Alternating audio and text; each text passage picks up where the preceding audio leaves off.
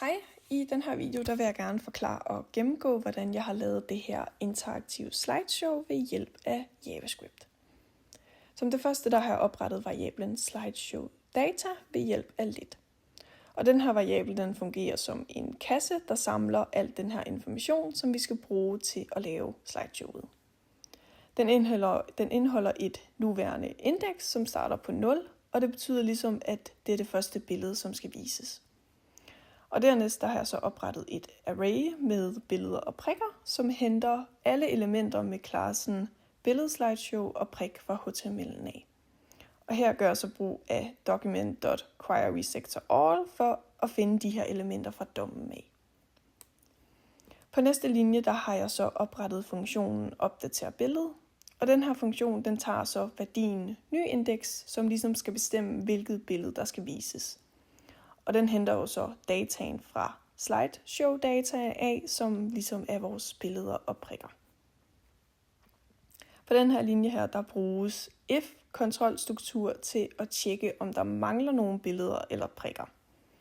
Udråbstegnet her, det er en operator, og den betyder ikke. Så hvis der ikke er nogen billeder, så bliver den sand. Og de her to streger her, de betyder eller.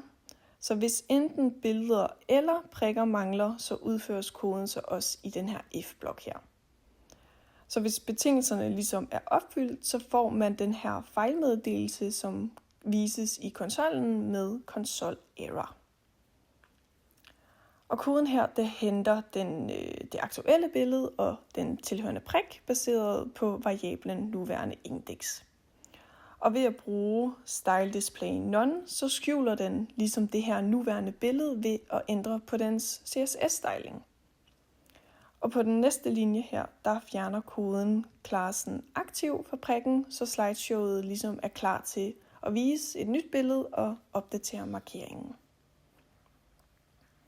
Og med slideshow data.nuværende indeks, så opdateres indekset så til det her nye billede her. Og ved at bruge ny indeks plus billeder length, så sikrer vi, at værdien altid er positiv, også nu, hvis man nu har lyst til at gå baglæns i slideshowet. Og til sidst, der bruges det her procenttegn her til at holde indekset inden for antallet af billeder, så slideshowet ligesom starter forfra, når vi når til slutningen af det.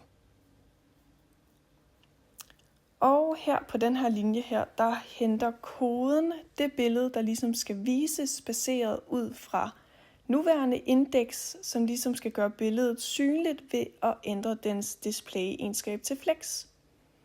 Og på linjen under her, der tilføjes klassen aktiv til klasselisten for den tilhørende prik, så det ligesom markeres ved det valgte billede. Og her der har jeg så lavet en funktion, der hedder skift billede, som bruger en parameter kaldet retning til at bestemme, om vi skal gå frem eller tilbage i slideshowet. Og det gør vi så inde i funktionen, når vi kalder på opdater billede med en ny værdi, som findes ved at tage det her aktuelle billedindeks og lægge retningen til.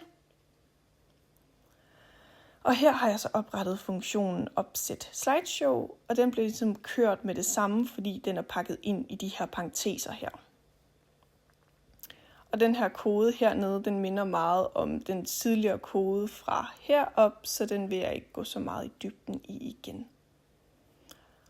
Her der bruger vi så et for each loop, og her i loopen der ændrer vi så hvert enkelt billede ved at sætte dens style display til none, hvilket skjuler billedet. Og det samme gør vi så med prikkerne her, men sætter deres class list til aktiv, så ingen af prikkerne er markeret. Og her kalder vi på funktionen opdater billede med en værdi på 0, som gør, at det er det første billede i vores arrayliste, som bliver vist. Og til sidst har jeg den her kode med prikker for each, som er en loop-struktur til at gå igennem hver prik en af gangen. Så hver prik får ligesom en click-event med prik.add-event-listener. Så når du ligesom klikker på en prik, kaldes den her funktion opdater billedet med prikkens placering i listen og gør, at det er det rigtige billede, der vises i slideshowet.